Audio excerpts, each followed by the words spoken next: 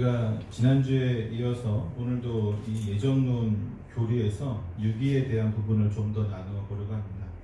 예정론을 다루지도 않지만 최근에 각 교회에서 예정론을 다루더라도 선택에 대한 부분만을 강조하지 유기에 대한 부분은 사실을 말을 잘 못하죠. 유기라는 말을 왜 못할까요? 유기라는 말은 그 단어 자체만으로도 충분히 사람들에게 반감을 줄 수 있기 때문입니다. 왜냐하면 유기라는 말이 붙어서 만들어진 단어 중에서 좋은 단어가, 긍정적인 단어가 거의 없습니다. 아니면 거의 전무하다고 봐도 돼요. 뭐 유기견이나 유기묘, 아니면 또 사체유기라든지 뭐 기타 등등. 유기하다라는 그 동사 자체도 그렇죠. 부정적인 의미잖아요. 우리는 충분히 유기라는 단어를 들으면은 설교를 들을 때도 마찬가지예요. 긍정적으로 기분 좋게 말씀을 듣기보다는 뭔가 반감을 가지고 들을 수밖에 없는 인간적인 죄성이 있습니다. 그런데 우리는 지금 이렇게 거부감을 가지게 하는 단어를 하나님이 하시는 일에 붙이려고 하는 거죠. 그러면서 어떤 말을 덧붙이냐면 이 모든 것이 하나님의 영광을 나타내는 일이라고 말을 합니다. 그러니까 하나님의 영광을 위해서 유기라는 말을 지금 사용하고 있어요. 말이 좀 이상하죠. 하나님의 영광, 좀 긍정적으로 되게 좋은 하나님을 높여드리는 단어에 우리가 가장 부정적으로 생각하는 단어 중에 하나인 유기라는 단어를 붙이고 있다고 하는 것이죠. 우리가 온전히 섬기고 믿으며 순종하는 창조주 하나님이 하시는 그 일에 그분의 영광을 나타내기 위해서 우리가 거북해하고 부정적으로 생각하는 이 유기라는 말을 사용하는 것은요, 마치 이런 거예요. 너는 못생겨서 좋다. 무슨 말인지 아시겠어요? 너는 못생겨서 좋다. 아니면 당신은 참 바보 같아서 사랑스러워. 무슨 말인지 아시겠어요? 우리가 정말 친한 사람들을 만났을 때 약간 놀리거나 아니면 좀 그럴 때 사용하는 말들이죠. 이렇게 되게 친한 사람들 만나면 약간 놀리는 식으로 하는 말들처럼, 야, 넌 진짜 못생겨서 내가 좋아. 바보 같아서 사랑스러워. 이런 말들과 비슷한 거예요. 하나님 영광을 위해서 유기? 너무나도 좀 이상하죠? 하지만 그렇기 때문에 이 유기라는 말은 더욱 진실될 수밖에 없습니다. 왜냐하면 우리가 이 말을 사용하지 않고 다른 말을 쓰거나 혹은 아예 유기와 같은 것은 언급하지 않는 것이 우리가 사실 기본적으로 생각해도 사실 복음 전도에도 유리하겠죠. 전도할 때 선택과 유기에 대해서 얘기하면 사람들 당연히 거부감을 가지겠죠. 전도뿐만 아니라 또 성도들에게 마찬가지입니다. 이렇게 설교를 할 때에도 하나님의 사랑과 구원을 설명하기에 더욱 쉽고 편하기 때문이에요. 유기를 얘기하면요, 더 복잡해지고 사실은 더 반감이 들겠죠. 특히나 신앙이 아직 어린 분들, 아직 믿음이 별로 자라지 못한 분들에게 유기에 대한 것은 당연히 반발을 불러올 수밖에 없습니다. 때문에 교회에서 요새 잘 하지 않는 거예요. 안 하려고 하죠. 이 불편한 말을 해야 하는 것이 그렇지만 목사의 의무입니다. 또 하나님의 뜻이기 때문입니다. 더 정확하게 얘기하자면 유기에 대해서 말하는 것이 성경에 나타나 있는 구원에 대한 하나님의 뜻이고, 목사는 이것을 가감없이 전해야 할 의무를 가지고 있다는 것이죠. 때문에 저는 어쩔 수 없이 오늘 이 말씀을 전합니다. 물론 이것이 지난주와 이번주 그리고 우리가 한 몇 달 전이었죠. 도르트 신조에 대해서 배울 때에도 들었던 것처럼 모두 이해할 수 있는 것은 아닙니다. 유기와 선택에 대해서 우리가 다 이해할 수 없어요. 성경에 나온 부분만 이해하는 거고, 제가 몇 번에 걸쳐서 지금 한 3-4번째 이 설교를 하는 것 같은데 그렇다고 여러분이 다 알고 있는 것도 아니잖아요. 그래서 제가 좀 고민 중인데 우리가 다음 주까지 하면 이 사도행전이 다 끝날 것 같아요. 81번, 82번 정도로 다 끝날 것 같은데 그러면 이제 우리가 항상 그랬잖아요. 6개월 정도 반은 성경 강의를 하고 반은 이제 주제 설교를 했는데, 이게 이제 강의 설교가 끝나고 나서 주제 설교를 좀 선택과 유기에 대한 것만 좀 어떻게 한번 해볼까, 한 13주 정도로 해볼까 지금 생각 중입니다. 아직 결정한 건 아닌데, 그렇게 해보도 우리가 그 정도 하면 좀 이해하겠죠. 선택과 유기에 대해서. 아무튼 오늘은 이 유기 교리에 대해서 반론과 또 우리의 신앙 고백에 나타난 선택과 유기에 대해서 살펴보고, 이를 통해서 믿음의 선배들이 이 교리를 어떻게 생각하였는지를 좀 보려고 합니다. 사실 이제 선택과 유기에 대해서 제일 이제 그 전부터 있었던 말씀들인데 이것을 가장 체계화시킨 사람은 누구일 것 같아요, 여러분? 칼빈이죠, 칼빈. 칼빈이라고도 하고 깔뱅이라고도 하고, 칼빈이 사실을 이 예전론에 대해서 가장 체계화시킨 사람인데, 그래서 칼빈의 그 예전론을 우리가 보통 이중 예정이라고 얘기를 합니다. 선택도 예정됐고 유기도 예정됐다 해서 이중 예정이라고 하는데, 당연히 칼빈의 이런 말씀을 했으니까 칼빈 시대에 이 교리에 대한 공격이 당연히 있었겠죠. 때문에 칼빈은 이들에 대해 거짓된 비방에 대한 반박을 안 할 수 없었습니다. 그래서 칼빈은 몇 번에 걸쳐서 이렇게 반박을 하고 결국 이제 우리가 잘 알고 있는 칼빈의 가장 고전이죠. 그 기독교 강요라고 하는 그 책의 제 3권에서는 이 부분, 3권 23장에서 여러 가지 반론들에 대한 반박의 이제 말들을 합니다. 성경적인 진리를 드러내고자 했던 것이죠. 먼저 이제 기독교 안에서도 수많은 이들이 교리에 대한 반감을 가지고 있는 것을 보게 됩니다. 이 선택과 유기에 대한 교리에 대해서 기독교 안에서도 큰 반감이 있어요. 특히나 기독교 안에서 가장 많은 사람이 반감을 가지고 있는 것이 바로 이 유기에 대한 말씀입니다. 아까도 얘기했듯이 교회에서 유기를 말을 못하겠어요. 그들은 성경의 말씀을 통해서 하나님의 선택에 대한 예정을 믿어요. 아이러니하지만 선택에 대한 예정은 믿지만 사랑의 그 하나님께서 어떻게 인간을 유기한다 할 수 있는가라고 하면서 선택은 믿는데 유기는 믿지 않는 거예요. 이런 사람들이 되게 많이 있습니다. 그들은 유기하는 것은 하나님의 뜻이 아니고 오히려 하나님은 세상 모든 죄인을 구원하길 원하신다라고 말하고 있습니다.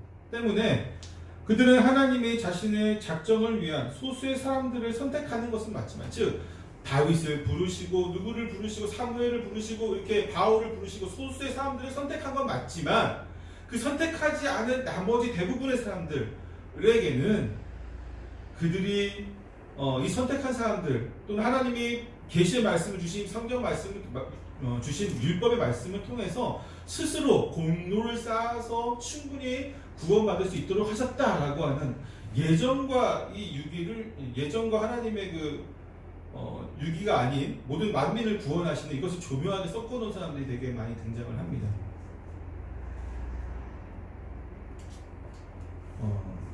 그러나 유기는 여러분 필연적으로 선택을 동반한다는 것을 우리가 알아야 돼요. 이거는 뭐 성경에서도 마찬가지지만 기본적으로 누군가를 선택한다면 누군가를 선택하지 않는 것도 역시 선택에 들어간다는 것이죠. 즉 선택에는 반드시 유기가 따라오게 되어 있습니다. 왜냐하면 선택에는 하나님의 뜻과 의지가 있죠.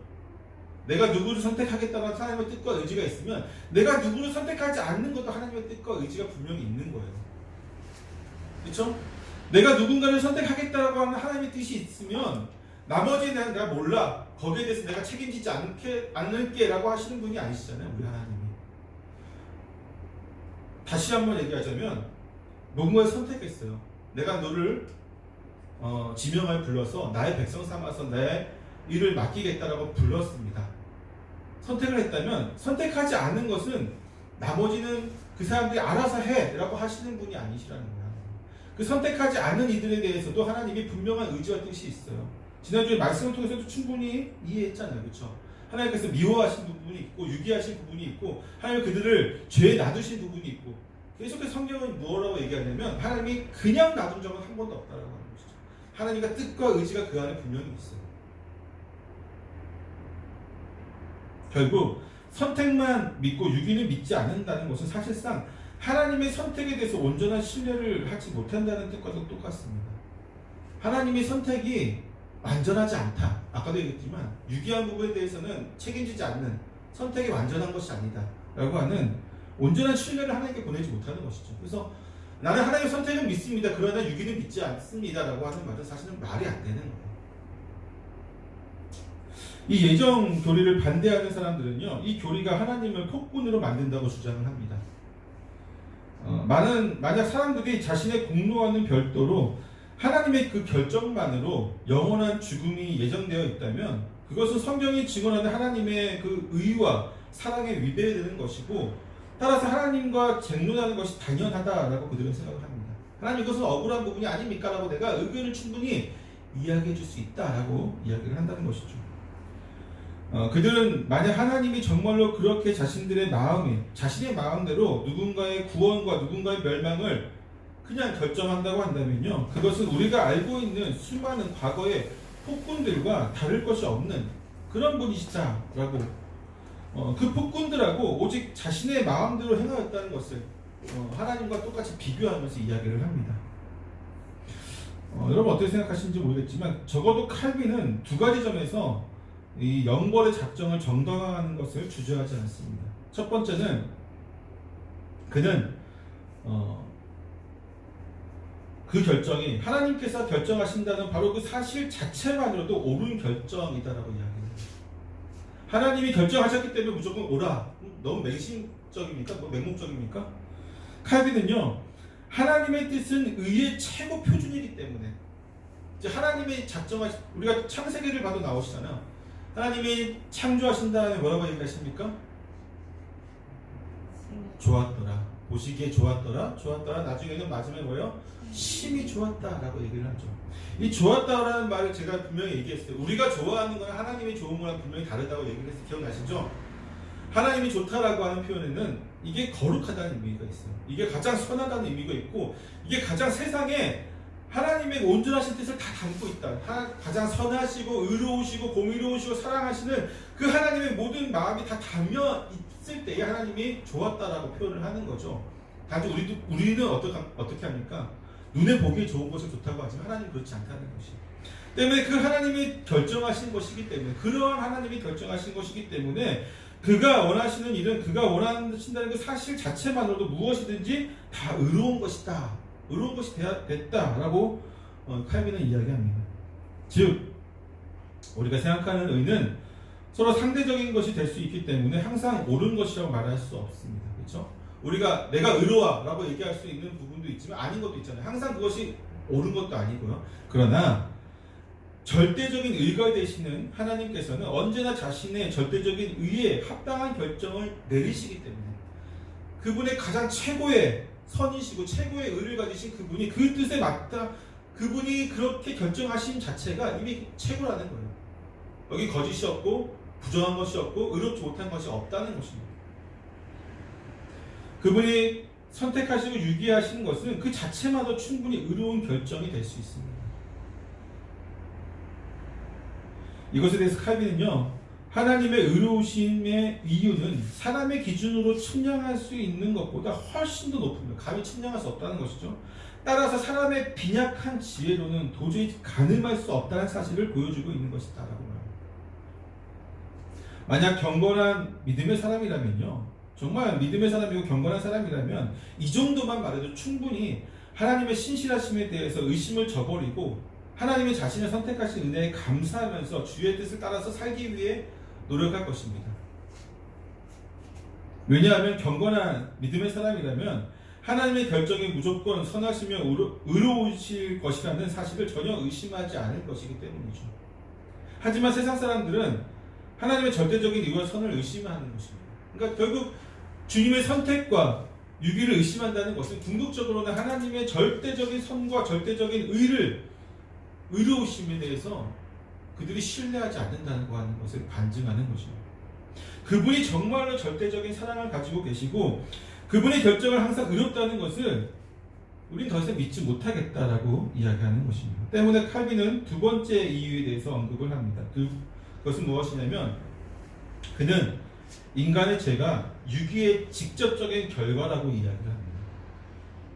하나님의 영원하신 섭리로 그들의 책임을 추궁하게 된다면 그 어떤 인간이 자신의 무죄를 주장할 수 있게 되는가라고 반문을 하죠. 때문에 하나님의 영원하신 판단에 따라서 누군가를 유기되도록 결정하셨다고 해서 그것이 하나님을 향한 비난이 될 수는 없는 것입니다.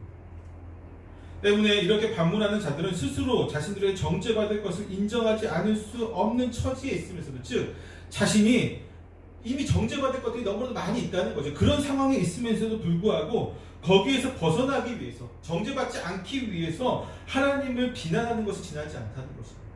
하나님 너무한 거 아닙니까? 하나님 억울합니다 라고 하는 것은 이미 그들 스스로가 이미 충분히 정죄받을, 충분히 유기받을 너무나도 큰 죄를 가지고 있음에도 불구하고 왜 나를 이렇게 하셨습니까? 라고 하는 비난, 하나님에 대한 비난밖에 되진 않는다는 것이죠.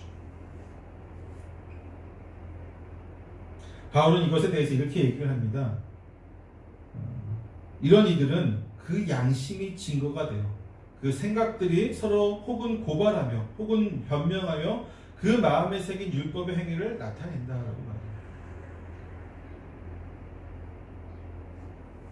즉 하나님이 선택이 항상 옳은 것이라고 우리는 이야기할 수 있는데 그것에 대해서 부정하는 이들은 자신들이 이미 죄로 인해서 그 죄의 결과로 가고 있음에 대해서 나는 이것을 인정하지 못하겠다는 거죠. 나가 충분히 죄를 지었음에도 불구하고 나 역시도 어떻게 달라는 거예요?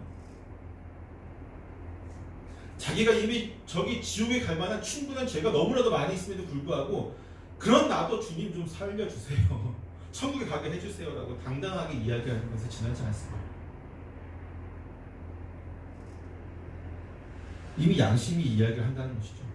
바울의 이야기하면 이미 스스로가 알고 있다는 거예요. 더 이상 부인할 수 없는 명백한 증거가 여기 있어요. 양심에.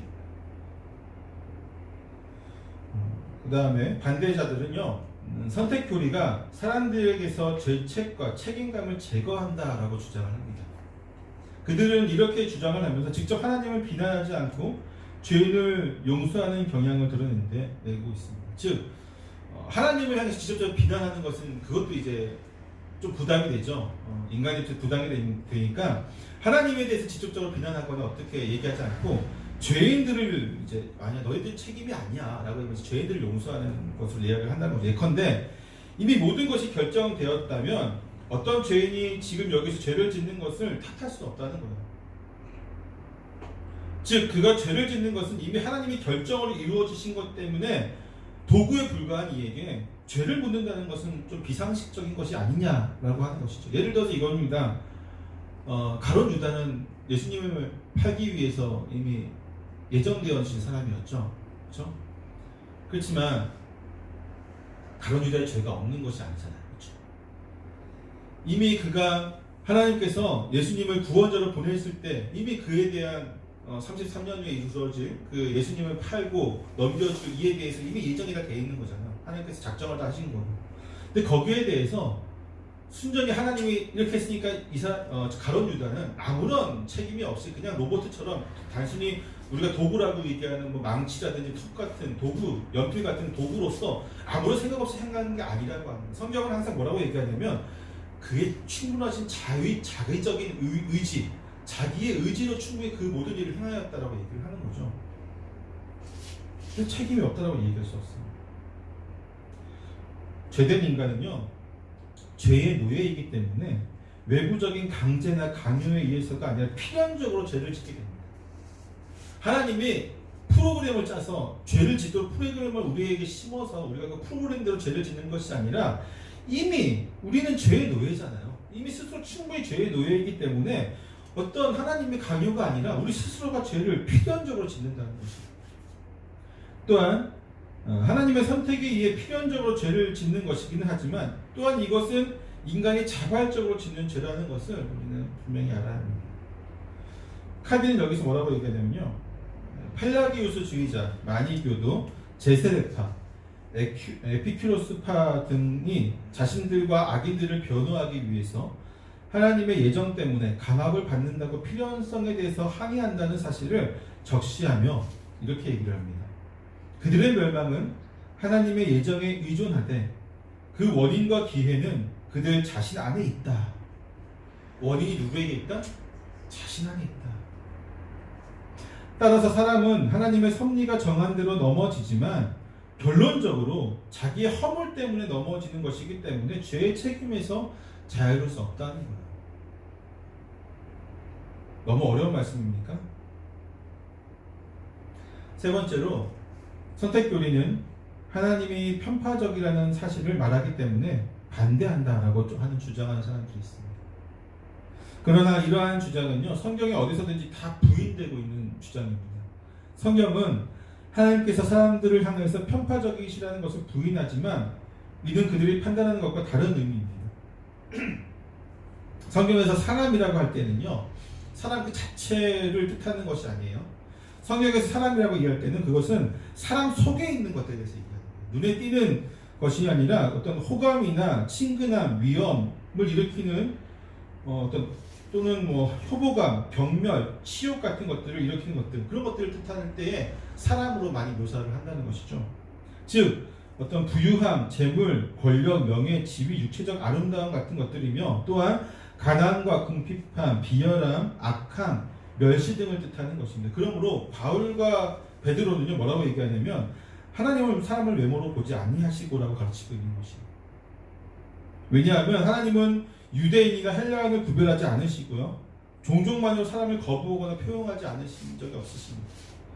그래야 야고보도 동일한 표현을 사용하면서 하나님께서는 부한 자들을 편애하여 판단하는 분이 아니시라고 선포하고 있어요.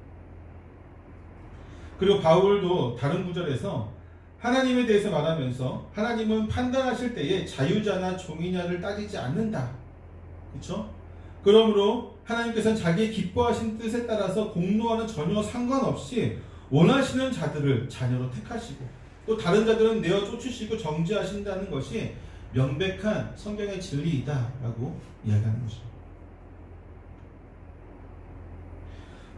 우리가 잘 생각해 봐야 돼요. 하나님이 어떤 사람을 택하시고 어떤 사람은 버리신다는 사실은 사람 그 자체를 고려하시는 것이 아니라고 하는 거죠. 때문에 오직 하나님의 국률하심에 그 의미가 있습니다. 우리가 알 수 없는 하나님의 국률하심에 따라서 하나님이 기뻐하시는 곳에서 그분이 기뻐하실 때에 하나님의 국률하심이 스스로 값없이 드러나고 표현되는 것입니다.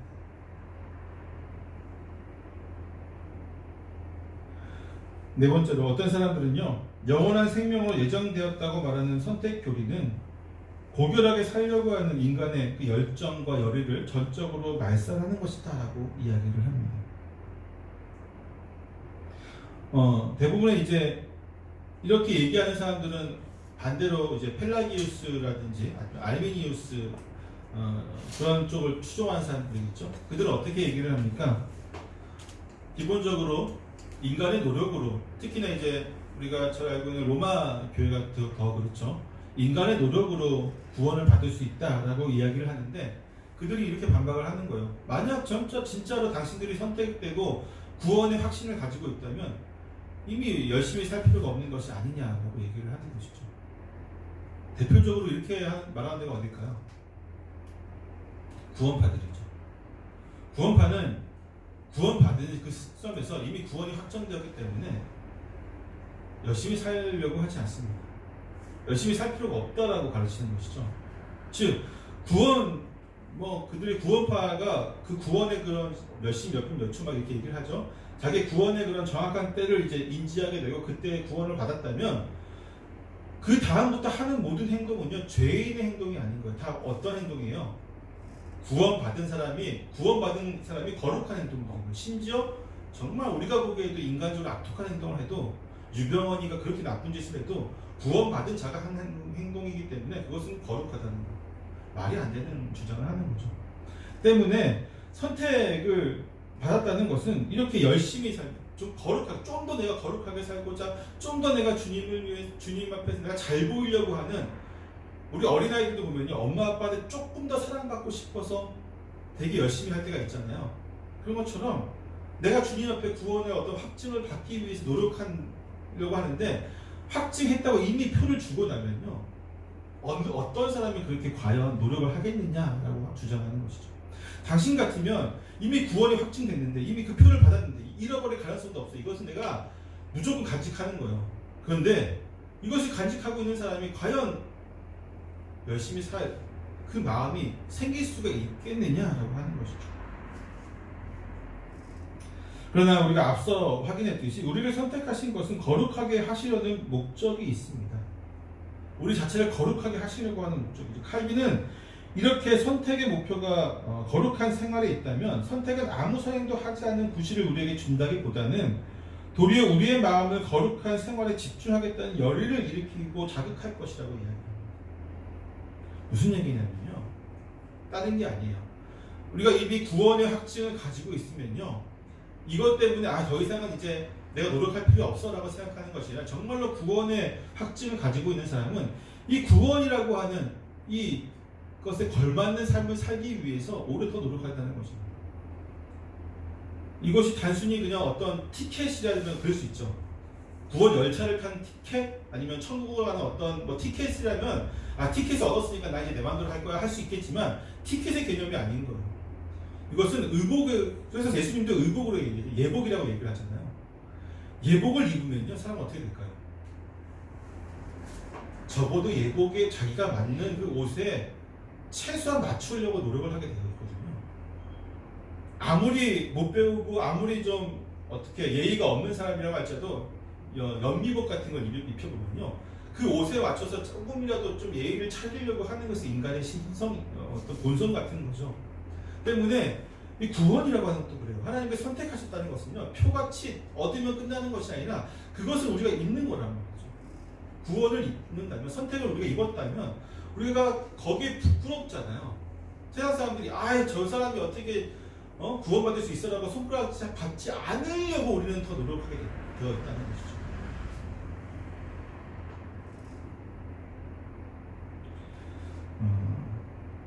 마지막 5번째 선택 교리는요 모든 충고를 무의미하게 만들기 때문에 반대하는 사람도 있습니다. 즉 하나님의 영원한 결정이 불변하다면 전도가 무슨 소용이 있겠는가라고 하는 것이죠. 칼빈은 이들의 주장에 대해서 바울의 예로 들어서 반박을 합니다. 바울은 하나님이 거저주시는 선택을 도처에서 공건하게 선포를 합니다. 즉 바울이 1차, 2차, 3차 전도 그리고 그가 로마로 가고 또 그 이후에도 그가 전도를 했던 모든 곳에서 그는 공경원하게 이 얘기를 하죠. 하나님 선택에 대해서 얘기를 합니다. 그러나 그는 경고와 훈계를 하는 일을 결코 소홀히 하지 않습니다. 아까도 얘기했듯이 제가 어린아이들에게 설교할 때 여러분 들으셨죠? 몰라요. 하나님의 선택은 성경에 나왔어요. 선택과 유기는 성경에 나왔으니 그대로 선포를 하지만 여러분 여기서 지금 여러분과 제가 전부 다 선택되었다라고 제가 확신을 가지고 이야기는 못하죠. 저는 몰라요. 교회에 있다고 다 구원받습니까? 아니죠. 교회 안에는 뭐가 있어요? 가라지가 있어요. 하나님이 직접 심기운, 하나님이 직접 심으신 하나님의 곡식이 있다면 하나님이 씌우지 않고 누가 씌웠어요? 마귀 사탄이 밤에 와서 몰래 심기운 가라지가 있어요. 근데 주님의 비유에서 나오지만 어떻게 해요? 가라지 당장 빼내라고 말씀하세요 주인이? 하나님이? 아니죠. 내버려 두라고 하죠. 혹시 거둘 때에 한꺼번에 모아서 어떻게 한다? 불태워버리겠다라고 얘기하죠. 그냥 내비도 괜히 그거 뽑다가 진짜 내 백성도 내 알곡도 뽑힐 수 있으니까 지금 무리하지 말고 마지막에 추수할 때에 내가 알곡은 따로 하고 가라지는 다 모아서 불에 태울 것이다 라고 말씀을 하시죠. 교회 안에는 가라지가 있어요. 근데 그렇다고 해서 제가 여러분 이 말씀을 지금 가라지는 듣지 마세요 라고 얘기합니까? 아니잖아요. 동일하게 선포를 하잖아요. 가라지가 있든 곡식이 있든 동일하게 말씀은 선포되어지는 것입니다. 전도도 마찬가지죠. 이 중에 누가 하나님의 선택을 하신 백성이고 하나님이 유기하신 자들인지 우리는 알 수 없기 때문에 우리는 전도 역시도 그냥 하는 것이 아니라 열정을 다해서 해야 돼요. 열정을 다해서 당신 하나님 믿어야 됩니다라고 이야기를 해야 됩니다. 왜? 하나님이 그 순간에 심지어는 한 사람을 통해서도 내가 100번이고 1000번이고 이야기를 해야 돼요.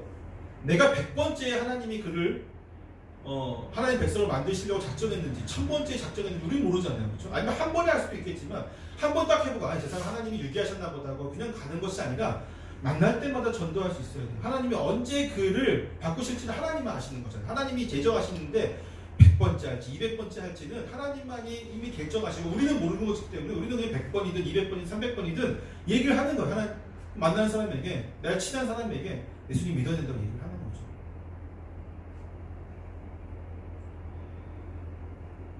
예수님은 우리에게 자기를 믿으라고 명령하셨습니다. 그러나 내 아버지께서 오게 하여 주지 아니하시면 누구든지 내게 올 수 없다라는 말씀을 또한 전하시죠. 나에게 다 누구든지 나에게 오라 그 말씀하시면서 하지만 다 올 수는 없어. 아버지께서 정하신 자들만 올 수 있어 라고 얘기하는 것이죠. 따라서 우리는 전도를 계속해서 사람들을 믿음으로 인도하고 그들을 믿음 안에서 보존하며 끊임없이 유익을 얻게 해야 되는 것이 우리의 의무예요. 전도, 그러니까 한 말씀만 더 드리자면요, 전도하지 않는 것은 하나님 앞에 우리가 굉장히 우리의 의무를 등한시하는 것입니다.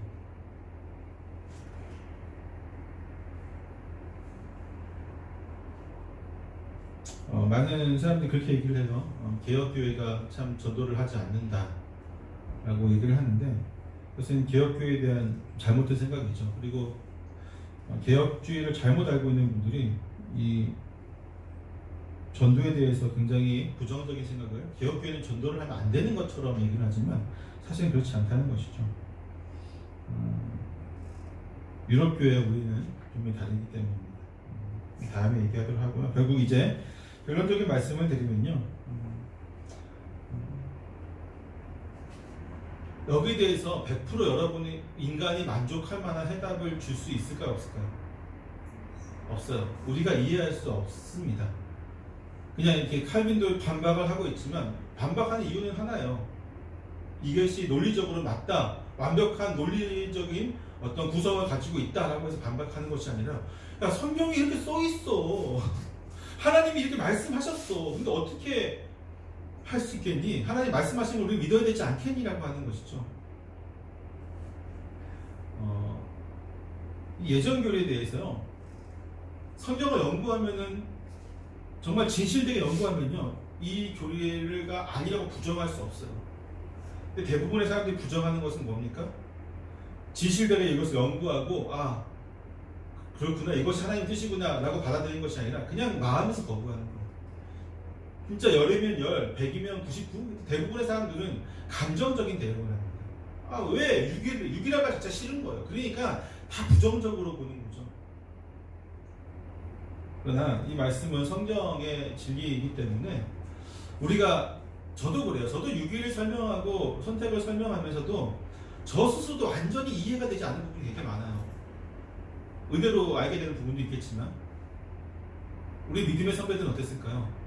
그분들이랑 안 그랬을까요? 인간이라면, 아까 제가 처음에 선언했을 때 얘기했지만, 인간이라면 6이라는 말 자체에 거부감을 가지지 않을 수가 없어요. 아무리 거룩한 사람이라도, 아무리 의로운 사람이고 하나님이 선택한 백성이라도 가질 수밖에 없어요. 그것이 인간입니다.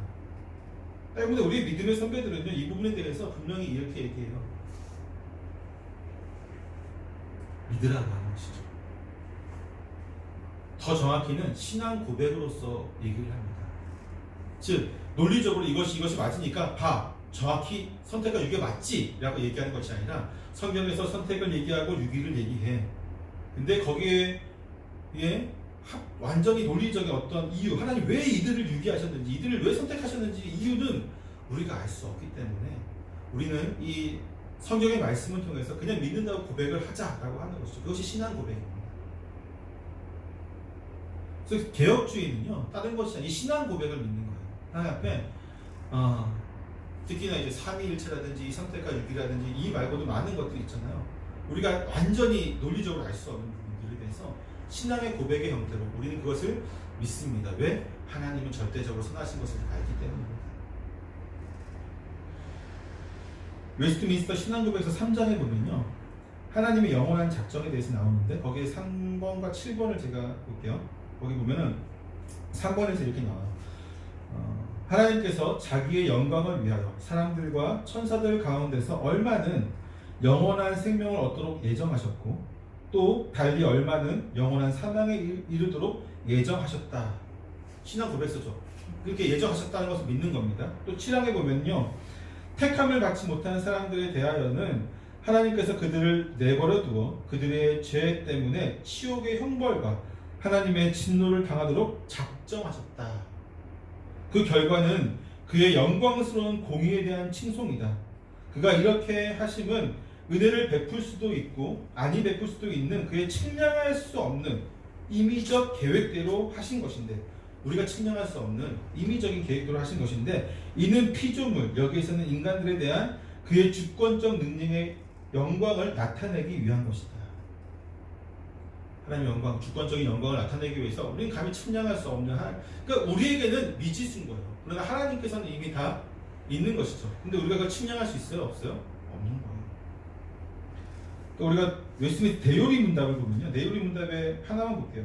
13번 문항인데 여기서 뭐라고 묻냐면, 천사와 사람에 대해서 하나님은 무엇을 특별히 작정하셨습니까? 라고 묻습니다. 답은 이렇습니다. 하나님께서는 그의 영원한 사랑 가운데 불변한 작정으로, 변하지 않는 작정으로 말미암아 때가 차면 나타날 그의 영광스러운 은혜를 찬송하게 하시려고 어떤 천사들을 택하사 영광에 이르도록 하시고, 또한 그리스도 안에 어떤 사람들을 택하셔서 영생과 그것을 얻는 방편을 주셨다. 또한 그의 주권과 측량할 수 없는 신비한 뜻, 그것에 의하여 하나님께서 그 기쁘신 대로 은총을 주시기도 하시고 거두시기도 하시는데, 그것에 따라서 자기의 공의의 영광을 찬송케 하시려고 나머지 사람들을 버려두시고 시옷과 진노 아래 그들의 죄값으로 벌을 받게 하셨다. 신앙 고백서와 대요리 문답을 보면 특징이 있어요. 하나님 왜 그러셨어요? 라고 묻지 않습니다. 하나님 왜 나를 선택하셨습니까? 왜 저들을 버리셨습니까? 묻지 않아요. 그렇게 하셨다 라고 하는 것이죠. 여러분, 제가 아까도 말씀드렸듯이 저도 다 몰라요. 선택과 유기에 대해서 알 수 없어요. 인간은 알 수 없어요. 알 수 없는데 성경은 그렇게 얘기한다는 것이죠. 그렇다면 우리는 성경에 대해서 이거 하나님 말씀이 아닌가, 이거는 하나님 말씀이 아니고 다른 것인가라고 의문을 제기한다거나, 아니면 하나님 말씀이긴 하지만 하나님이 또 좀 불합리할 때가 있네 라고 의심하는 것은 사실은 신앙인의 자세가 아니라고 하는 것이죠. 우리가 하나님을 왜 믿습니까? 그분이 나에게 좋은 거 주시기 때문에 믿습니까? 하나님이 나에게 복을 주셔야지 믿는 거예요. 어떤 분들, 나이 드신 분들에게 이런 질문을 한 적이 있었어요. 권사님들에게 왜 하나님 믿으려? 하나님이 나에게 복을 주셔서 믿는다. 그건 잘못된 거. 하나님은 복을 거두어가시면 믿지 않는 겁니까? 하나님이, 우리가 하나님을 믿는 것은요, 그분이 하나님 되시기 때문에, 하나님이 하나님 되시기 때문에 우리는 그분을 믿는 것입니다. 그분을 섬기고 그분의 뜻을 따라서 살아가는 것이죠. 선택과 유기도 마찬가지예요.